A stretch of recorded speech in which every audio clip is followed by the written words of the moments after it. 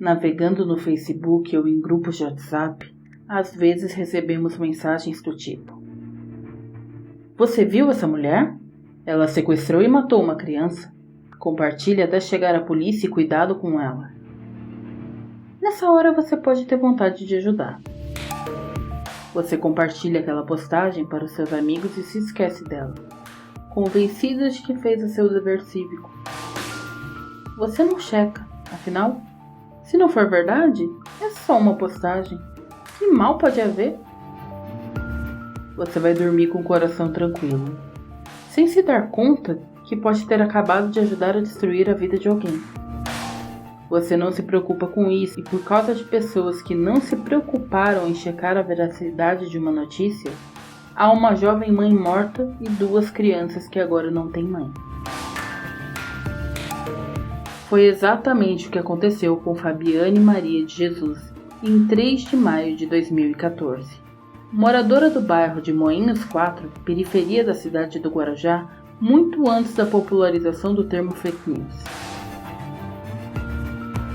Na época, circulava nas redes sociais um retrato falado de uma mulher qualquer, parecida com Fabiane, com a legenda que dizia que aquela mulher da imagem sequestrava crianças para realizar rituais de magia negra. O boato tinha se iniciado em uma página do Facebook, Guarujá Alerta, e amplamente compartilhada em perfis pessoais. Depois, diversas pessoas diziam ter testemunhado sequestros que nunca aconteceram. O retrato falado era de 2 anos antes, feito pela Polícia Civil do Rio de Janeiro e nada tinha a ver com os casos dos sequestros de criança, principalmente para fins de magia negra. Era na verdade de uma mulher que supostamente tentara roubar um bebê do colo da mãe. A polícia do Guarujá afirmou que não havia qualquer registro de sequestro de crianças em tais circunstâncias, na época que precedeu a morte de Fabiane. O esposo de Fabiane, Jailson Alves das Neves, que na época trabalhava na portaria do Colônia de Férias do Banespa, na Praia das Astúrias, cumpria o horário noturno. No dia 2 de maio, Fabiane decidiu mudar um pouco a aparência. Até então ela tinha cabelos longos e escuros. Cortou os cabelos na altura do pescoço e depois em casa os descoloriu e em seguida tingiu de loiro. Ao acordar no dia seguinte, dia em que seria espancada até quase a morte, vindo a morrer 2 dias depois na UTI de um hospital por causa dos ferimentos, vestiu um short jeans, uma blusa cor-de-rosa tomara que caia e uma jaqueta. Tinha a intenção de passear um pouco de bicicleta e depois surpreenderia o marido indo buscá-lo no serviço, para que visse seu novo visual. Colocou um boné, pegou sua bicicleta e foi embora. A sogra, que morava no andar de cima e que estava com as crianças, até tentou falar algo para a nora, mas só teve tempo de vê-la se afastar. Não conseguiu perceber os cabelos novos de Fabiane. Naquela manhã, Fabiane passou na casa de sua prima e foi sozinha passear na Praia das Pitangueiras em sua bicicleta. De lá foi a uma praça perto do serviço do marido, onde esperaria por Jailson, que costumava sair por volta da 1 da tarde. Mas naquele dia ele saiu antes do meio-dia. Por alguns minutos, eles se desencontraram. No dia 24 de abril, alguém publicou no Facebook um alerta sobre a bruxa sequestradora, o que fez com que pais e mães ficassem bastante assustados, alguns evitando mandar crianças para a escola nesse período. Na página, centenas de comentários como "Levaram uma criança aqui do bairro" e "Eu vi essa mulher na porta da creche olhando as crianças", além daqueles que pediam a prisão ou morte da sequestradora. No dia 29 de abril, a página Guarujá Alerta, a mesma que noticiou os primeiros boatos da tal bruxa sequestradora, publicou uma postagem esclarecendo que o caso em questão não passava de boatos, que não havia queixa de sequestro de crianças no Guarujá nos últimos tempos, inclusive nas cidades ao redor. Como já é costume, a retratação do boato não teve a mesma repercussão que a postagem original. Poucos leram, menos pessoas ainda compartilharam. Quando soube que o marido já fora para casa, Fabiane decidiu passar na igreja São João Batista, da qual era frequentadora, para pegar uma Bíblia que tinha esquecido ali na última vez que fora à missa. Passou no trabalho da irmã, mas não a encontrou, então começou a pedalar em direção à casa de uma prima, parando em um bar próximo da padaria central, talvez com a intenção de descansar um pouco, ou talvez quisesse pedir apenas um copo d'água. Os relatos das testemunhas são desencontrados nesse ponto. Alguns dizem que alguém ofereceu uma fruta a uma criança que passava. A mãe da criança, um pouco distante, achou que foi Fabiane e que aquele gesto era uma isca para o início do sequestro, e começou a gritar, chamando a atenção dos populares que passavam. Alguém da multidão viu a Bíblia nas mãos de Fabiane e começou a dizer que era a prova de que precisavam. A sequestradora bruxa não tinha vergonha de carregar um livro de magia negra. Fabiane morava em Morrinhos há anos. Seus parentes moravam lá. Tinha diversos conhecidos lá. Mesmo quem não a conhecia já devia ter visto em algum momento. Mas como mudara os cabelos um dia antes e ninguém tinha visto desse jeito ainda, ninguém que se juntava à multidão a reconheceu. Uma voz feminina, talvez da dona do bar, gritou: "É ela!"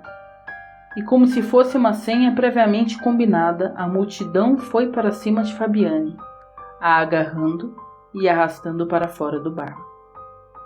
Fabiane teve as mãos amarradas. Foi machucada, arrastada, carregada, recebeu chutes e pancadas de dezenas de pessoas. Alguns filmavam e por causa dessas imagens foi possível identificar pelo menos 5 entre as dezenas de assassinos responsáveis pela morte de Fabiane. Em júri popular no Fórum de Santos, cidade próxima do Guarujá, onde ocorreu o crime, 3 dos criminosos foram condenados em primeira instância a 40 anos de prisão.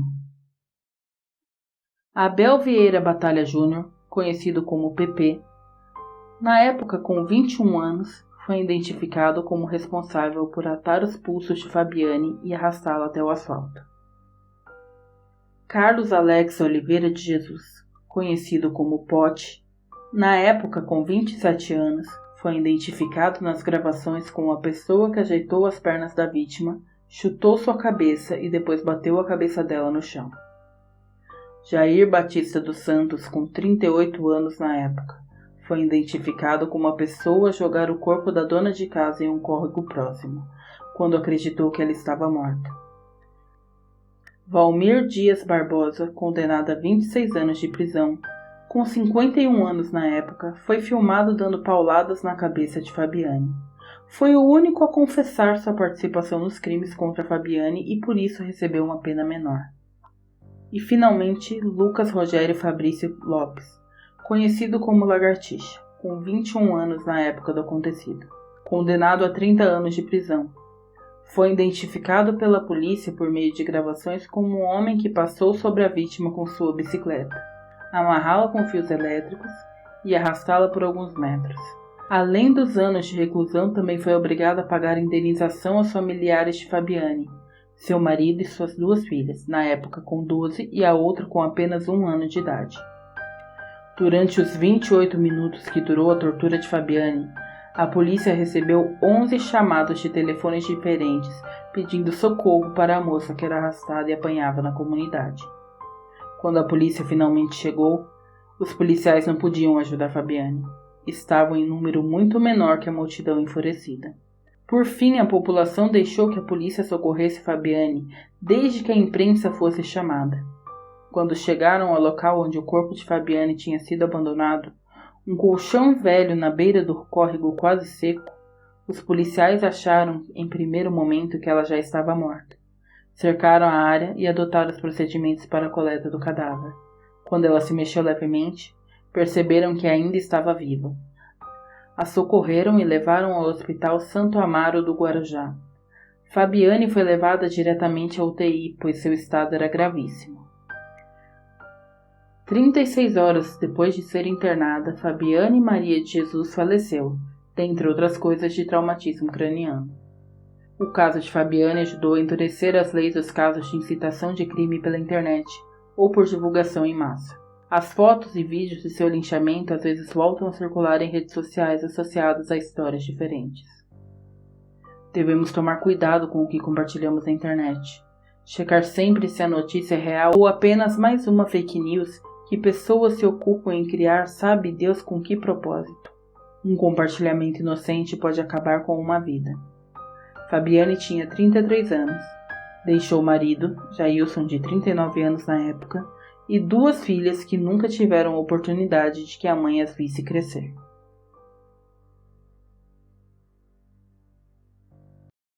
Você ouviu os Testemunhos da Madrugada.